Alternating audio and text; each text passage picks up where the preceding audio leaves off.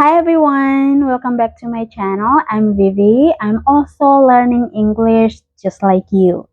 For today's video, I'm going to practice my English speaking skill by doing slow English podcast. And you are here now. You are going to practice your listening skill. I will tell you my experience when I visited Darwin, Australia last year. I will speak slowly and clearly so you can practice your listening skill. So, without any further ado, let's get started. This is a story about my first time traveling abroad. I went to Darwin, Australia, and it was a beautiful experience. I come from Kupang in East Nusa Tenggara Province, Indonesia. First, I flew from Kupang to Bali. When I arrived in Bali, it was afternoon. At the airport, I saw a big sign that said Mini Bali Island of Paradise. I was happy and excited, so I took a picture with the sign. In Bali, I stayed at Haris Hotel. It was a nice hotel and very comfortable. That evening, my brother came to the hotel. He picked me up. We went to a place called German Beach. We talked, laughed, and watched the waves. It was a nice moment with my brother.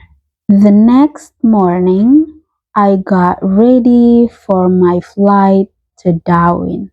I was a little nervous because this was my first time going to another country, but I was also very happy. Going to Australia was my dream for a long time. Finally, the dream came true. When I arrived in Darwin, I saw that everything was so different.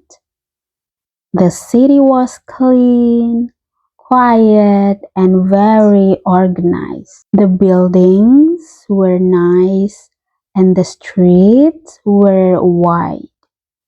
I felt safe and comfortable. Even though Darwin is different, the weather felt the same as my home. It was hot and sunny, just like Kupang. One of my favorite places in Darwin was the Museum and Art Gallery of the Northern Territory. I went there to see something called the Cyclone Tracy exhibit, but it was closed for construction, so I couldn't go inside. Still, I enjoyed the museum very much. Inside the museum, I saw many amazing things. There was a very big crocodile called Sweetheart. It was more than 5 meters long. It looked strong and scary, but it was also very interesting. I also saw many different fish and animals that live in the forests around Darwin. There were pictures and displays of butterflies and colorful birds. I even saw more crocodiles. Darwin has a lot of them. The museum also showed stories and art from the Aboriginal people.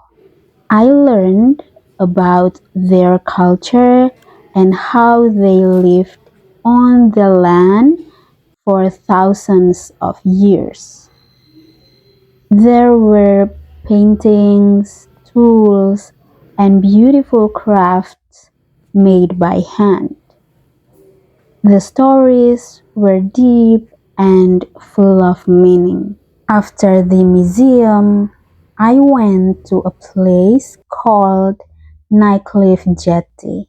It is a long walkway that goes out to the sea. There, I watched the sunset. The sky turned orange. It was so beautiful and peaceful.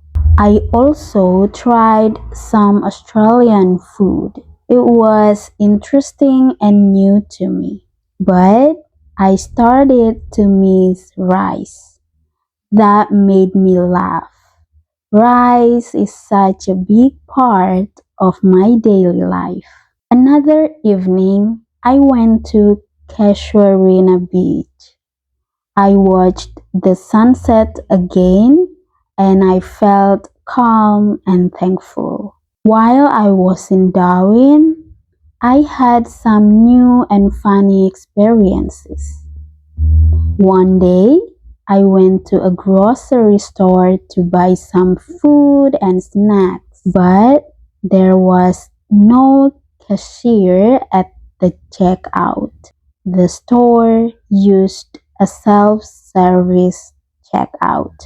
I scanned the things I wanted to buy one by one. Then I paid with my card. It worked. I felt so proud and happy. It was a small thing, but for me, it was a big moment. I did it all by myself. My trip to Darwin was short, but full of new experiences.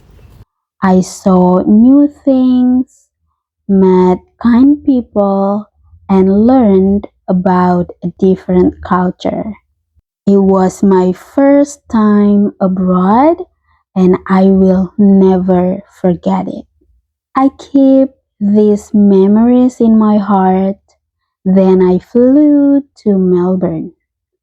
I will tell you my experience when I visited Melbourne last year in my next video.